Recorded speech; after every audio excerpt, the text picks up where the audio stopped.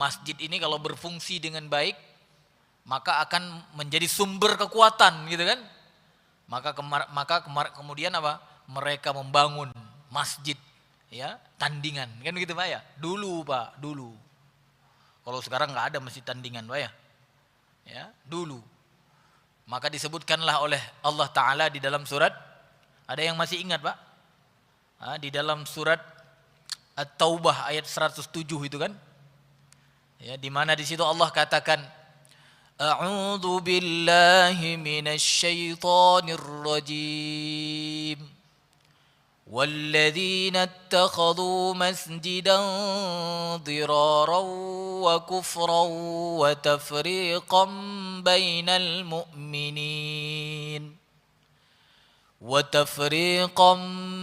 المؤمنين وإرصادا لمن حارب الله ورسوله من قبل وَلَيَحْلِفُنَّ إِنْ أَرَدْنَا إِلَّا الْحُسْنَى وَاللَّهُ يَشْهَدُ إِنَّهُمْ لَكَاذِبُونَ.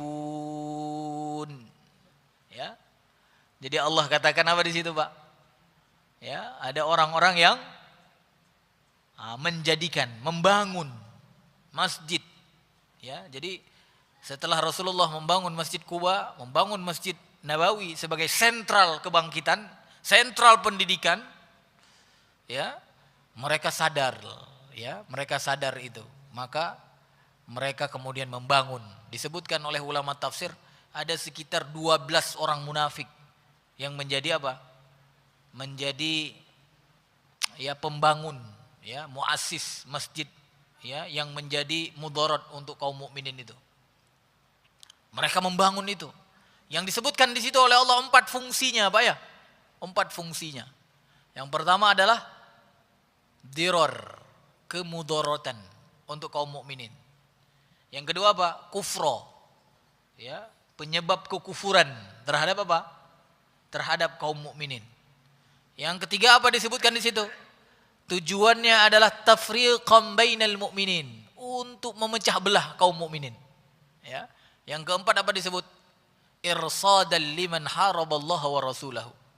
Disebutkan di situ oleh Allah, mereka membangun masjid itu untuk menyambut siapa? Menyambut orang-orang yang memusuhi Allah dan Rasulnya sebelum itu. Jadi sebelum Nabi Muhammad hijrah ke Madinah itu, kan ada yang memusuhi Allah dan Rasulnya kan? Nah, mereka membangun itu untuk menyambut musuh-musuh itu. Ya. Kalau sekarang mungkin ya tidak nyambut orangnya Pak ya. Kalau dulu memang orangnya yang disambut. Ya, disebut namanya dulu Abu Amir kalau tidak salah Al-Kitabi itu ya. Ya, seorang Nasrani. Dia merasa apa namanya Pak, ketika Nabi Muhammad dan para sahabatnya yang dari Mekah hijrah ke Madinah itu merasa terganggu kepentingannya karena memang tokoh gitu ya. Maka kemudian apa? Dia pun pergi ke Romawi untuk meminta bantuan agar nanti apa? Bisa ngusir Rasulullah dan para sahabatnya dari Madinah. Nah, masjid yang dibangun itulah yang nanti dipergunakan sebagai apa? Ya, tempat menyambut mereka ketika mereka datang dari Romawi itu. Ya. Tapi subhanallah, ya. Allah kemudian memberitakan kepada Nabi Muhammad sallallahu alaihi wasallam, ya, tujuan mereka itu.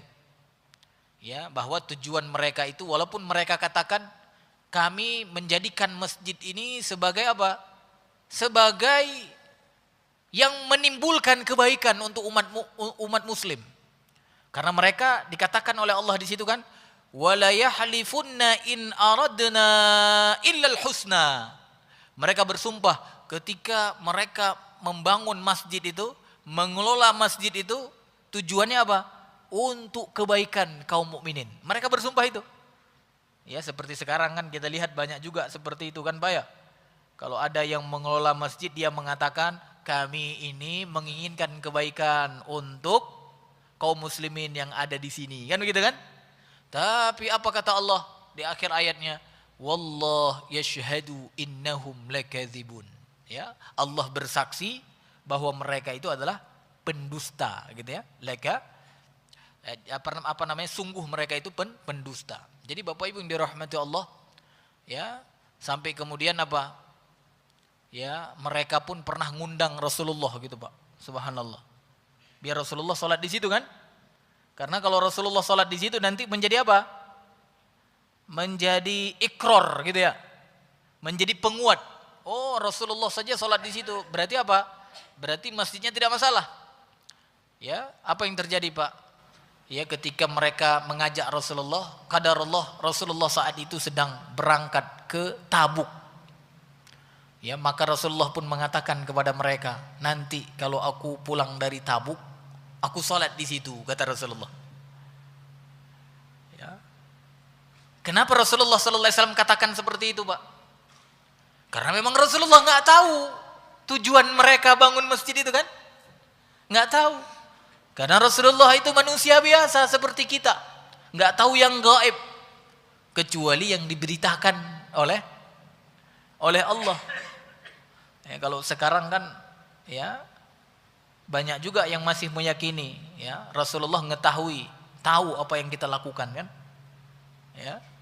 Padahal dulu saja ketika beliau masih hidup, beliau tidak tahu yang gaib, kecuali yang dikasih tahu sama Allah. Maka ketika diajak oleh mereka, nanti sholat dia di tempat kami, kata Rasulullah, iya, nanti kalau pulang dari Tabuk aku sholat di situ.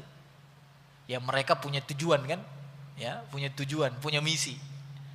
Maka ketika Rasulullah pulang dari Tabuk itu, ketika jarak sudah dekat gitu ya, ya, maka Allah Subhanahu wa taala nurunin ayat selanjutnya gitu ya. Tadi kan ayat 107 kan?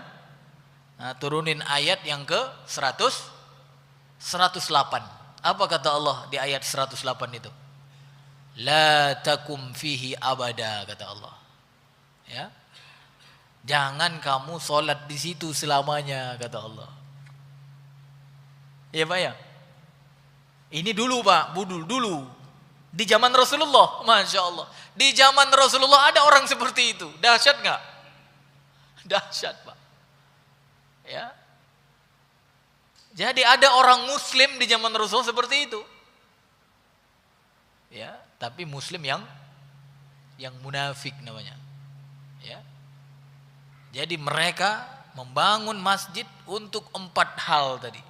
Sebagai kemudaratan, sebagai tempat kekufuran, sebagai apa? Pemecah belah kaum mukminin. Yang keempat apa tadi? Menyambut yang memusuhi Allah dan Rasulnya. Kalau sekarang mungkin tidak nyambut orangnya, Pak. Kalau dulu nyambut orangnya kan, Abu, ya, Amir Al-Kitabi itu kan. Kalau sekarang nggak nyambut orang, tapi bisa jadi nyambut kepentingan. Ya, nyambut kepentingan musuh.